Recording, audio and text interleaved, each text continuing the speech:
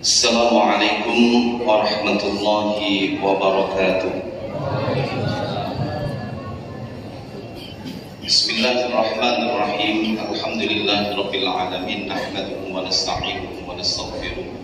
Wa na'udzu billahi min shururi anfusina wa min sayyiati a'malina. Man yahdihillahu fala mudilla lahu wa man yudlil fala hadiya lahu. Asyhadu an la ilaha illallah wahdahu la syarika lah. Allahumma shalli ala Muhammad wa ala alihi wa sahbihi ajma'in. Walhamdulillahi rabbil alamin. Amma ba'd.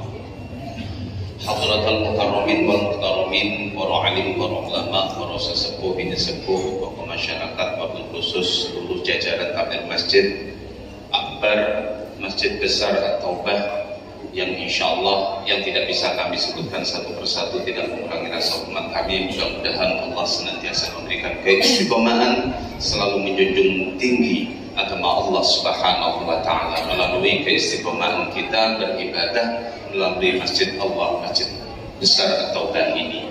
Yang saya hormati dan saya muliakan segenap para bapak, para ibu jamaah masjid besar At-Taubah yang sama-sama insyaallah dirahmati dan dimuliakan Allah Subhanahu wa taala. Alhamdulillah, pada kesempatan di malam hari yang berbahagia ini, yaitu malam ke-13 kalau tidak salah, alhamdulillah softnya semakin maju, semakin hari semakin maju.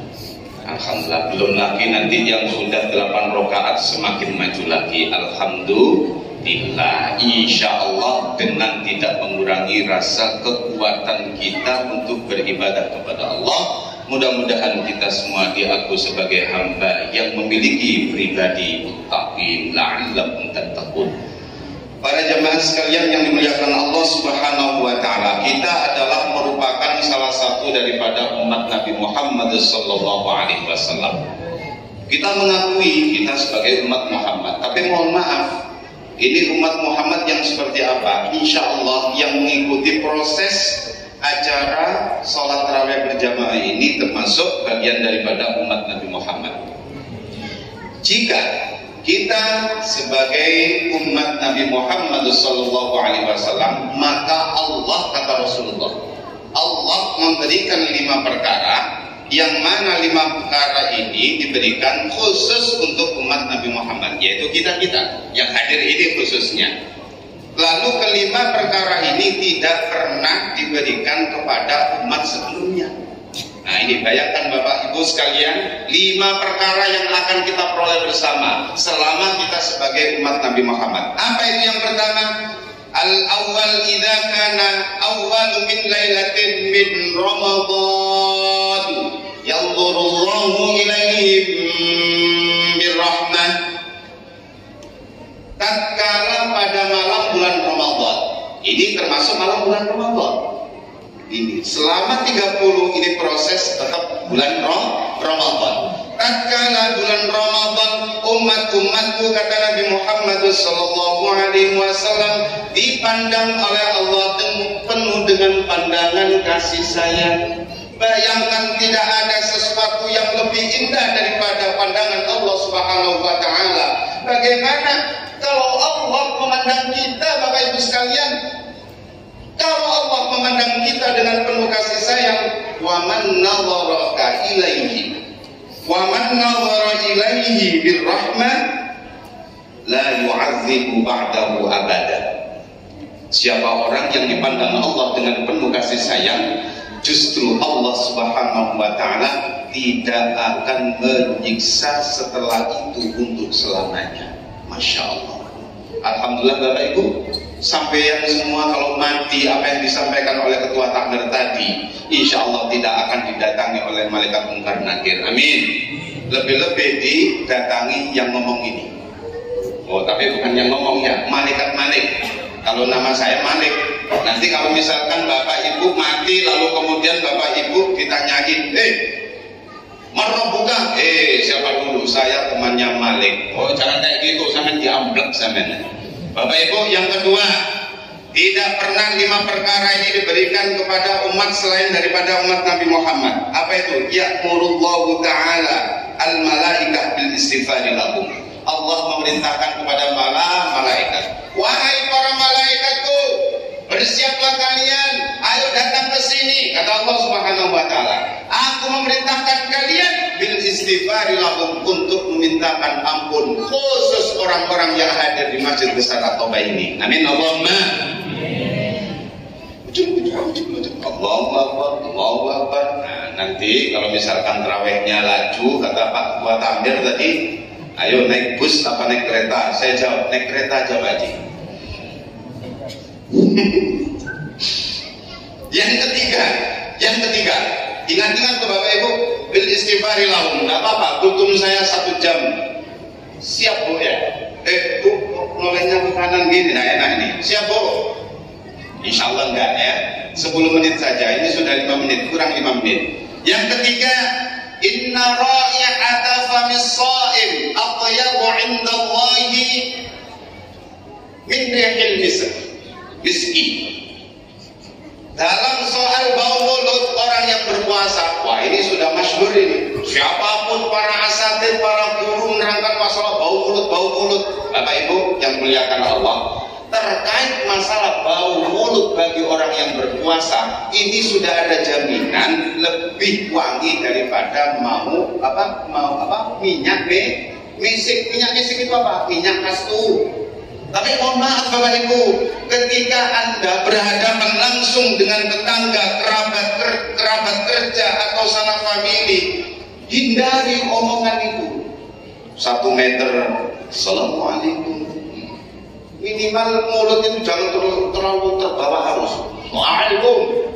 Ya mohon maaf.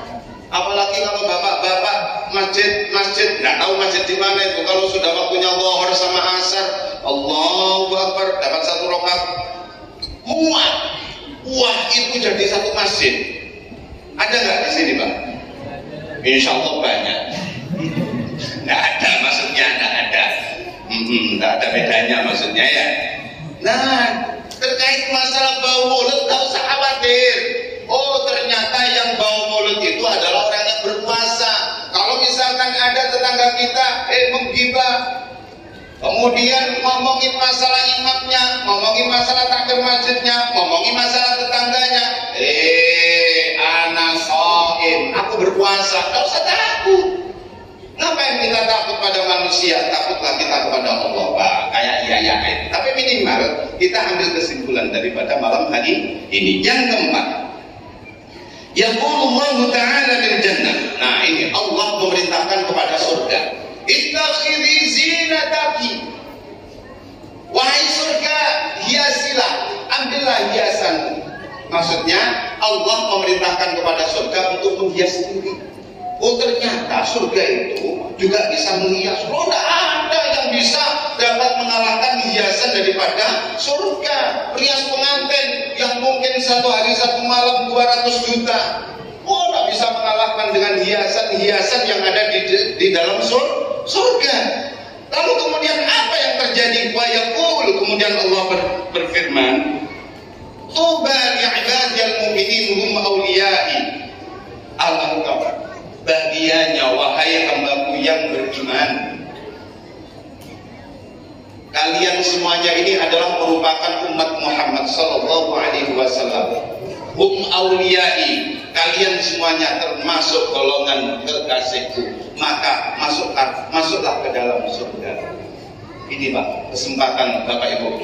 Ya, insyaallah semakin gigih kita dalam melakukan ibadah, maka semakin kita mendapatkan ridha dari Allah Subhanahu wa taala. Tapi ngomong-ngomong Bapak Ibu, kalau kita semakin berangkat kok semakin malas, itu tandanya Allah menguji kita. Inna ridha jaza ma'a idzabil bala. Artinya apa? Ketika Allah memberikan ujian, maka disitulah Allah memberikan pahala yang besar. Semakin kita malas untuk melangkahkan kaki kita, menggerakkan tubuh kita, maka semakin kuat keyakinan kita untuk menuju ke istiqomah. Perlu kita ingat, al-istiqomatu khairun min alfi karamatin. Istiqomah itu lebih istimewa, lebih baik daripada 1000 kemuliaan. Yang terakhir, yaghfirullahu ta'ala lahum jami'an, maka Allah mengampuni dosa Anda semuanya.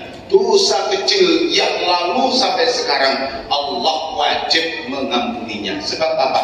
doanya orang yang berpuasa itu mustajabah. Sekali lagi, doanya orang yang berpuasa itu mustajabah. Mudah-mudahan kultum kami yang mungkin lebih daripada singkat ini membawa maslahat kemanfaatan. Insyaallah kuliah subuh akan saya jelaskan bagaimana fadilah dari orang yang menghadiri majelis ilmu di bulan puasa, bagaimana kita berbakti kepada kedua orang tua di bulan puasa, bagaimana kita sholat berjamaah di bulan puasa. Saksikanlah di season kulsum yang akan datang. Nanti Bapak Ibu, kalau misalkan saya agak kelajuan, ketika saya membaca Fatihah dalam tarawih, Bapak Ibu membaca Fatihah. Lalu kemudian ketika saya siratal ladzina an'amta 'alaihim, Anda berdiam diri. Anda tunggu dulu, nunggu aminnya imam. Nah gitu. Lalu kemudian ketika imam membaca surah, lalu Anda cukup membaca surah saja. Atau tidak membaca surah, dilanjutkan Fatihah Anda itu bagian daripada rukuk. Lalu kemudian ketika imam rukuk, Anda harus rukuk. Lalu kemudian kalau misalkan Anda baru subhana rabbiyal azim wa bihamdihi sudah bangun, cukup Anda tumanina subhanallah. Lalu kemudian sami Allahu liman hamidah, rabbana lakal hamdu fis samawati wa fil ardi wa ma syi'ta min syai'in. Sampai begini mulutnya. Enggak usah panjang-panjang. Rabbana walakal hamd. Itu ada hadisnya itu. Aman saja. Yang penting dalam sholat kita mengerti akan rukun dan sunatnya. Itu toh. Tumaninanya subhana rabbiyal a'la wa bihamdi subhanallah. Enggak apa. Subhanallah, Allahu akbar, rabbil firli, Allahu akbar, subhanallah, Allahu akbar, bismillahirrahmanirrahim, waladhdallin. Nah, kalau kayak gitu enggak sah sholatnya. Ya. Wa akhiran, assalamualaikum warahmatullahi wabarakatuh. Waalaikumsalam.